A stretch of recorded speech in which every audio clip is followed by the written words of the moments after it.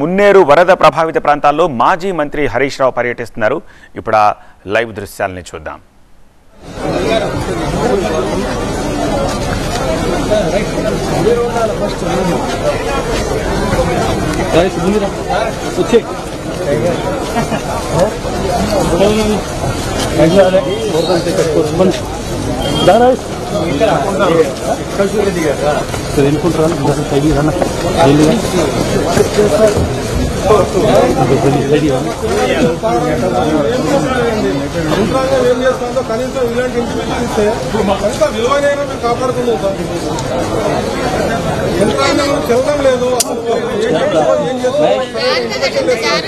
ఇంట్లో పోయే పరిస్థితి లేదండి.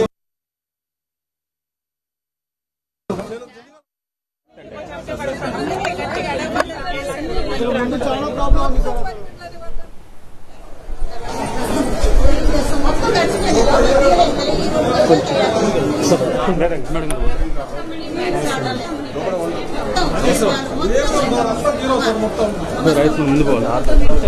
ఖమ్మంలో మున్నేరు వరద ప్రభావిత ప్రాంతాల్లో మాజీ మంత్రి హరీష్ రావు అలాగే సబితా ఇంద్రారెడ్డి ఇతరత్ర బీఆర్ఎస్కు సంబంధించిన నేతలు జగదీష్ రెడ్డిని కూడా చూస్తున్నాము. వీళ్ళంతా కూడా అక్కడ కోతకు గురైన ప్రాంతాలు అలాగే ఎఫెక్టెడ్ ఏరియాస్ బాధితులతోటి మాట్లాడే ప్రయత్నాలు ఇవన్నీ కూడా చేస్తున్నారు. సో వరద ప్రభావిత ప్రాంతాల్లో మాజీ మంత్రి హరీష్ రావు పర్యటనకు సంబంధించిన లైవ్ దృశ్యాలు స్క్రీన్ పై మీరు చూస్తున్నారు.